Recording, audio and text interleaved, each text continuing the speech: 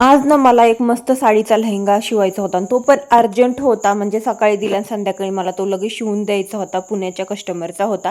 पण त्या अगोदर आहे ना विशालला आंबा खायची खूप इच्छा झालेली होती. आता आंब्याचं सीझन आहे. मस्त नवीन नवीन का आपल्याला आंबे खावेसे वाटतात. नंतर पाऊस पडल्याच्या नंतर मग आंबे खाऊशी वाटत नाहीत. मग म्हटलं चला आज मस्त आंब्याचं आणलेच होते. थोडा रस वगैरे बनवून तर रात्रीच खाल्लेला होता. पण काही आंबे थंडगार करण्यासाठी फ्रीजमध्ये ठेवले होते. नंतर मग ते खाल्ले सगळ्यांनी आणि त्यानंतर मग मी बसले माझ्या कटिंगच्या कामाला, कारण तो मला लगेचच लेहंगा कट करून शिवून द्यायचा होता. माझं ना इथं काम बॅक कॅमेराने दाखवते मी. तर बघा हा एक घागऱ्यावरचा ब्लाऊज मी स्टिच केलेला आहे. खूप सुंदर हा ब्लाऊज मी स्टिच केलेला आहे, बघू शकता तुम्ही. आणि खूप फॅन्सी ब्लाऊज आहे हा. ह्याला प्लेटा वगैरे टाकून मस्त असं शिवलेला आहे. प्लस माझ्याकडं अजून एक लेहंगा शिवायचा आहे. म्हणजे ह्या ब्लाऊजवरचा लेहंगा पण करायचं शिवायचं आणि त्याला मला इस्त्रीने प्रेस पण करायचं आहे.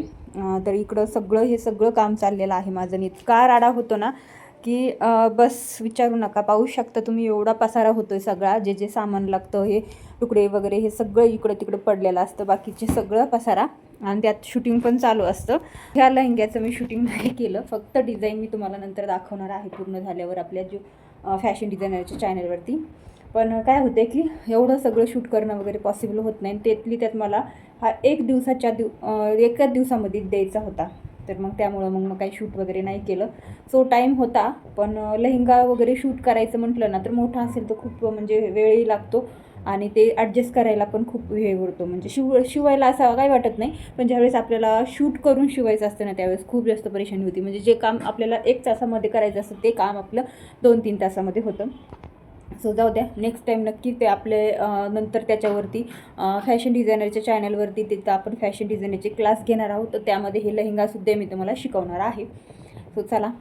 नंतर संध्याकाळ तर झालीच होती. हे दुपारून लेहंगा मी शिवायला घेतला होता. सकाळून काही 2 ब्लाऊज स्टिच केलेले होते, ते सुद्धा हुक लावून इस्त्री वगैरे करून तयार करून घेतले. आणि त्यानंतर हे लेहंगासुद्धा पूर्ण रेडी करून मी त्याला इस्त्री लावून दिला, कारण हा लेहंगा लगेचच पुण्याला जाणार होता. म्हणजे पुण्याच्या कस्टमरचा होता.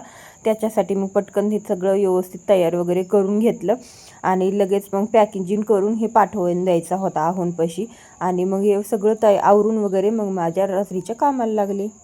व्हिडिओ आवडला असेल तर लाईक करा, शेअर करा. चॅनलवरती नवीन असाल तर सबस्क्राईब करा. भेटू अशाच एका नवीन व्हिडिओमध्ये. Bye bye.